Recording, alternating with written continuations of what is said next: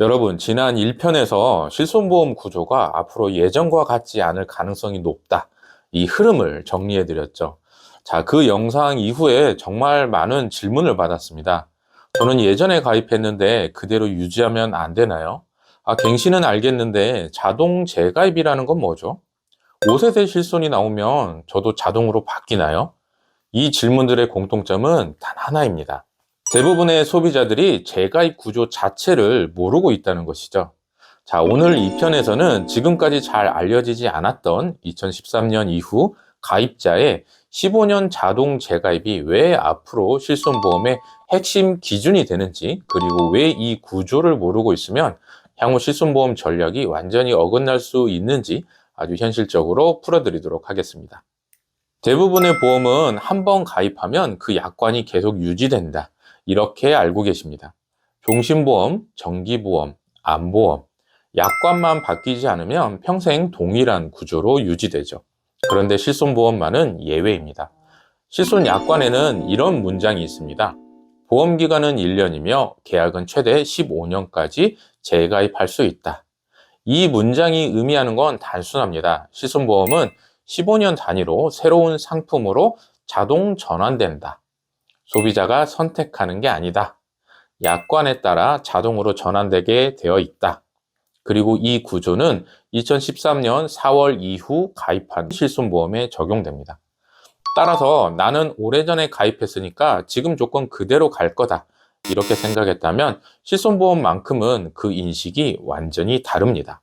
많은 분들이 가장 오해하는 부분이 바로 이겁니다. 갱신과 재가입이 비슷한 거 아닌가요? 아닙니다. 완전히 다릅니다. 갱신은 같은 상품 안에서 보험료만 조정되는 것이고요. 보장과 약관은 그대로 유지가 되고 구조 또한 그대로 유지됩니다. 즉, 가격만 바뀌는 것이죠. 하지만 재가입은 아예 새로운 상품으로 바뀝니다. 보장 범위가 달라질 수 있고 구조가 바뀌고 자기 부담률도 달라질 수 있습니다. 청구 기준 역시 달라질 수도 있습니다. 즉, 상품 자체가 완전히 바뀌는 것이죠. 갱신은 그대로 유지, 재가입은 전혀 다른 상품으로의 전환. 자, 이 차이를 이해하지 못하면 향후 실손보험 전략이 완전히 엇나갈 수도 있습니다. 실손보험은 다른 보험과 달리 국가 정책과 의료 환경의 영향을 직접 받는 보험입니다. 건강보험 보장성 강화 정책, 비급여 심사 기준 변화, 대형병원 쏠림 현상, 의료기술의 발전, 고령화에 따른 의료 이용 증가, 이런 것들이 바뀔 때마다 실손보험 손해율이 크게 요동칩니다. 그렇다 보니 2013년에 필요하면 주기적으로 구조를 재정비할 수 있는 장치로 15년 재가입 제도가 도입된 것입니다. 자, 이건 보험사가 일방적으로 결정한 구조가 아니라 보험업계, 의료계, 정책 당국이 오랜 기간 논의해서 만든 구조입니다. 즉, 필요하면 구조를 바꿀 수 있도록 아예 제도적으로 문을 열어둔 것이죠. 자, 이제부터 정말 중요한 이야기입니다. 2013년 4월 이후 가입자는 15년 뒤 자동 재가입입니다. 자, 그럼 계산해 볼까요? 2013년에 가입하신 분은 2028년에, 2015년에 가입하신 분은 2030년에, 2020년에 가입하신 분은 2035년에, 즉 지금 기준으로 3년에서 5년 뒤면 첫 번째 대규모 전환 시점이 도달합니다. 이 말은 곧 앞으로 판매되는 실손보험이 앞으로 3년에서 5년 뒤 대부분 가입자에게 적용된다 라는 뜻과 같습니다. 자, 이 구조 때문에 1편에서 다뤘던 5세대 실손 개편 논의와 연결됩니다. 5세대는 아직 확정된 제도가 아닙니다. 하지만 공개된 초안을 보면 방향성은 너무나 명확한데요. 중증 중심 보장 강화, 감기나 두통, 경미한 통증 등의 경증 치료는 일부 조정 논의 대상이고요.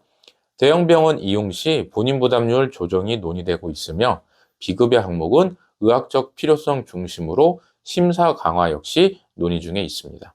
이 흐름이 2013년 이후 가입자의 자동 재가입 구조와 만나면 대부분의 실손보험이 새로운 구조에 영향을 받을 수 있습니다. 결국 핵심은 하나입니다. 10년 넘게 유지한 내 실손보험도 15년이 되면 지금과 다른 구조를 적용받을 수 있다. 이걸 모르면 실손보험을 그대로 유지하면 되는 보험이라고 착각하게 됩니다. 아직 확정된 것은 아니지만 현재 논의 흐름을 기준으로 보면 전환 시점에 다음과 같은 변화가 생길 수 있습니다. 첫 번째, 보장 범위의 조정. 비급여 항목 중심의 조정 가능성이 있고요. 경증 치료에 대한 부담 구조 변화 가능성이 있습니다. 두 번째, 자기 부담률 변화 가능성. 급여와 비급여 부담률이 상품별로 달라질 수 있습니다. 세 번째, 약관, 지급 기준 변화 가능성. 과거에는 지급되던 항목이 새로운 구조에서는 지급되지 않을 수 있고요. 지급 기준이 더 세분화될 가능성. 이건 보험사가 마음대로 바꾸는 것이 아니라 재가입 구조에 따라 상품 자체가 바뀌기 때문입니다. 그럼 지금 당장 실손을 바꿔야 할까요? 아닙니다. 해야 할 일은 단 두 가지입니다. 첫 번째, 내 실손보험이 몇 년도에 가입했는지 확인해 보세요. 2013년 4월 이후 가입이면 무조건 15년 뒤 재가입 구조입니다. 두 번째, 내 재가입 시점이 언제인지 이 날짜가 내 실손보험의 전환 시점입니다. 이 두 가지만 알아도 앞으로 실손보험의 리빌딩 전략의 방향이 훨씬 분명해집니다. 자, 여러분, 실손보험은 이제 그냥 유지하면 되는 보험이 아닙니다. 앞으로는 구조를 이해하고 재가입 시점을 체크하고 변화 흐름을 읽는 시대입니다. 이번 영상은 실손 준비 시리즈 2편이었습니다. 3편에서는 내 실손보험이 몇 세대인지, 세대별 전략은 어떻게 다른지 아주 구체적으로 정리해 드리겠습니다. 불편하지만 정확한 이야기, 불편한 보험이었습니다. 감사합니다. 본 광고는 손해보험 광고 심의 기준을 준수하였으며 유효기간은 심의일로부터 1년입니다.